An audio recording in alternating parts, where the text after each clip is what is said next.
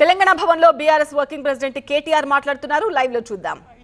ఈ మాట మేము మాత్రమే కాదు, రాష్ట్రంలోని బీసీ సంఘాలు అంటున్నాయి. స్వయంగా మీ కాంగ్రెస్ పార్టీ ఎమ్మెల్సీ కూడా ఇది చిత్తు కాగితంతో సమానం, దీన్ని కాలబెట్టినా తప్పులేదని కాలబెట్టింది. అందుకే మేము బీఆర్ఎస్ పార్టీగా డిమాండ్ చేస్తున్నాం, వెంటనే రీసర్వేకి ఆదేశించు. 15 రోజుల నెల రోజుల తీసుకొని వెంటనే రీసర్వేకి ఆదేశించి సరైన లెక్కలు తేల్చండి. మేమందరం కూడా చొరవ తీసుకుంటాం.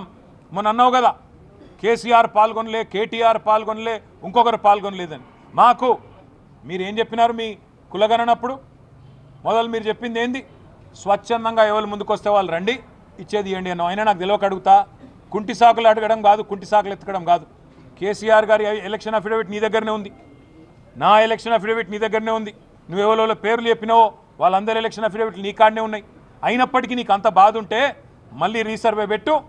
మెడికవర్ తో మీ మాతృత్వ కలలను సాకారం చేసుకోండి. ఇప్పుడు IOI పై 50%, IVF పై 20,000 తగ్గింపు మరియు పొందండి ఉచిత కన్సల్టేషన్ తో పాటు ఫ్రీ అల్ట్రాసౌండ్ స్కానింగ్. మేమందరం కూడా, ఎందుకంటే మా బీసీలకు అన్యాయం జరిగినప్పుడు మేము కూడా, ఎందుకంటే నీకు సాకులు వెతకడానికి అవకాశం ఇవ్వద్దు కాబట్టి అందరం పాల్గొంటాం.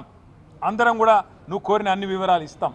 కానీ బీసీలకు అన్యాయం చేసి తప్పించుకునే ప్రయత్నం ప్రభుత్వం చేయొద్దని చెప్పి మేము డిమాండ్ చేస్తున్నాం.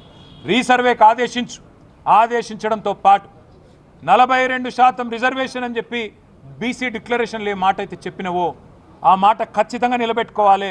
మొన్న నువ్వు అసెంబ్లీ పిలిచినప్పుడు మేము అనుకున్నాం, చట్టబద్ధత కల్పిస్తావేమో, 42% రిజర్వేషన్ బిల్లు తెస్తావేమో అనుకున్నాం. నువ్వు బిల్లు తేలే, కేవలం సొల్లు మాత్రమే తెచ్చినావు.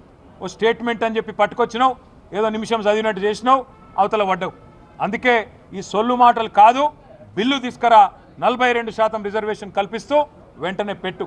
నువ్వేమో చెప్తూ మా పార్టీ ఇస్తుంది 42% అన్నావు. మీ పార్టీ ఇచ్చేది 42%? బీఆర్ఎస్ ఇదివరకు 50%కి మించి ఎన్నడో ఇచ్చింది. బలహీన వర్గాలకు టికెట్లు, అదేవిధంగా మరి ప్రాతినిధ్యం స్థానిక సంస్థల్లో కానీ అసెంబ్లీ ఎన్నికల్లో, పార్లమెంట్ ఎన్నికల్లో అత్యధిక సీట్లు కేటాయించిందే కేసీఆర్ గారు, బీఆర్ఎస్ పార్టీ. మొన్న పార్లమెంట్ ఎన్నికల్లో 12 జనరల్ సీట్లుంటే ఎస్సీ ఎస్టీ కాకుండా ఈ రాష్ట్రంలో, అందులో 6 అంటే 50% బలహీన వర్గాలకు కేటాయించింది బీఆర్ఎస్ పార్టీ. అట్లే శాసనసభ ఎన్నికల్లో మీరు మోసం చేసినారు కాంగ్రెస్ పార్టీ వాళ్ళు.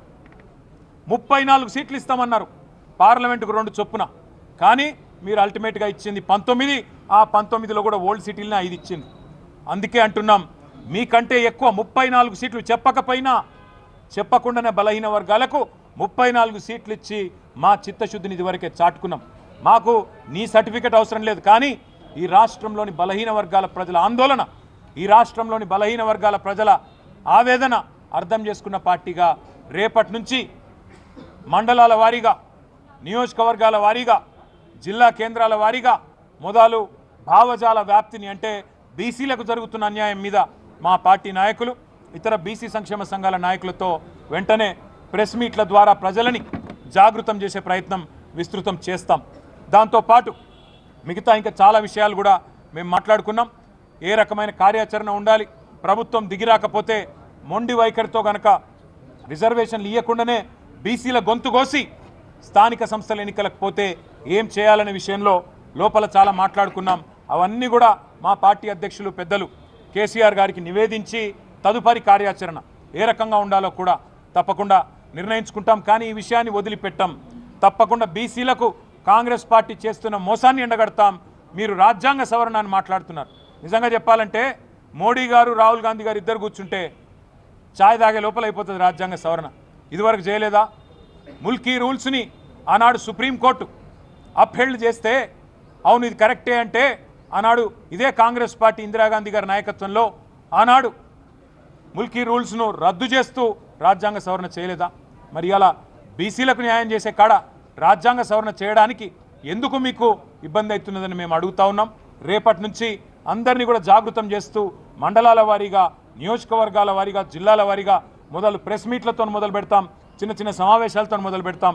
తదుపరి కార్యాచరణ ఎట్లా ఉండబోతుందో పెద్దలు కేసీఆర్ గారితో ఒకసారి అంతర్గతంగా చర్చించిన తర్వాత ప్రకటిస్తామని చెప్పి కూడా తెలియజేస్తూ, రేపటి నుంచి మా నాయకులందరూ కూడా జిల్లాల వారీగా, నియోజకవర్గాల వారీగా, మండలాల వారీగా పార్టీ మొత్తం కూడా మరి ఈ కార్యక్రమాన్ని తీసుకుంటుందని చెప్పి కూడా తెలియజేస్తూ మళ్ళీ మీ అందరికి కూడా ధన్యవాదాలు, నమస్కారాలు, థ్యాంక్ యూ.